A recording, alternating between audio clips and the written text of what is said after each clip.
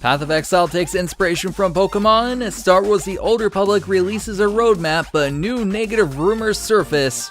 All that and more, I'm Zach Sharps, and this is Free to Play Weekly. First up in the news this week, Grinding Gear Games has decided to do something pretty unique for an action RPG, incorporate a Pokemon-style system. In their new Bestiary League, you'll hunt, capture, and sacrifice beasts in order to craft powerful items. As you level up, you can fill up your bestiary, and with every monster you capture, your personal zoo will fill up. Once you decide you've captured the right beasts, you can then sacrifice them at the blood altar to create and modify powerful items. On top of the bestiary, there's also a new Uber Elder fight, revamped ascendancy classes to add variation, new gems, equipment, and much more. That league does sound bonkers to me, but it might just be enough for me to reinstall Path of Exile. What about you? Will you catch them all? Leave me a comment down below.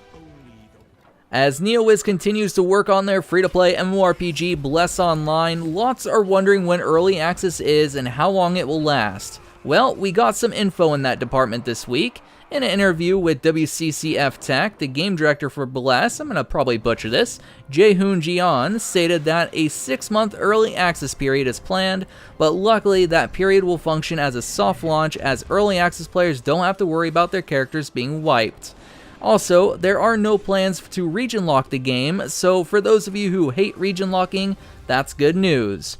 Overall, I can't wait to hop back into Bless. I did enjoy my little stint on the Korean servers a while back, which I recorded a first impressions for. By the way, it's live on the channel, so go check it out if you're interested in the game. For those more into anime-styled free-to-play titles, NMAS Entertainment's Closers has been active. So active, there's a new hero coming out soon, and his name is Nata. As a melee combatant, he utilizes chain daggers in close-quarter combos and long-range sweeps. If you're wanting to check him out, the hero will launch on the 21st for $34.90 EMP because $3,500 would have been way too hard for NMAS. What certainly does seem hard lately is keeping a game alive, and the signals are still mixed from BioWare regarding their free-to-play MMORPG Star Wars The Old Republic. After a big rumor stating that they were thinking of ending development of the game came out, an announcement of a roadmap followed. This roadmap got some specifics in the form of Game Update 5.8 in March and Update 5.9 in April, but the game producer did state they don't have plans beyond 90 days. Adding onto the rumor mill is a new wild rumor from CineLinks that states that Lucasfilm and Disney are shopping the Star Wars IP to other developers with plans of revoking EA's license.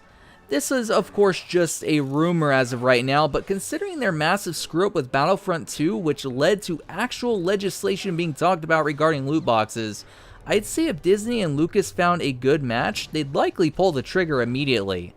Where would that leave SWTOR though? Likely 6 feet under, so maybe not communicating content releasing 90 days out is actually a good idea at this point. That said, it's time for the question of the week. Last time on the show, due to us skipping a week because of unforeseen circumstances, I asked what game do you guys want revived? The most liked comment came from Lunar Templar that stated the following: City of Heroes would be my pick for the resurrection. This week, if you wish for your comment to possibly feature on next week's show, make sure to leave a comment down below. This week's question is, and it's one I didn't want to ask in previous weeks, but it's looking more shaky. Do you think Star Wars The Old Republic will live to see the end of 2018? Why or why not? Last up in the news this week, I'm going to cover something a bit dated that I was going to cover on last week's show, and that's hi-rez Studios' tactical CCG Hand of the Gods Smite Tactics. For those of you who are looking forward to the game, you won't have to wait too much longer as it will be live on the 20th of February, which might be when you're watching this video. If you've already been playing the game, you're in luck. You'll maintain your card collection into the live version. The game does look alright, but not quite sure how well it will do. Guess we'll just have to wait and see. Speaking of waiting and seeing, that's what you should be doing on the giveaways page. Yes, check out the page, bookmark the page, and check it daily to ensure you never miss one. As for myself signing out till next week's show, my name is Zach Sharps and I'll catch you guys next time.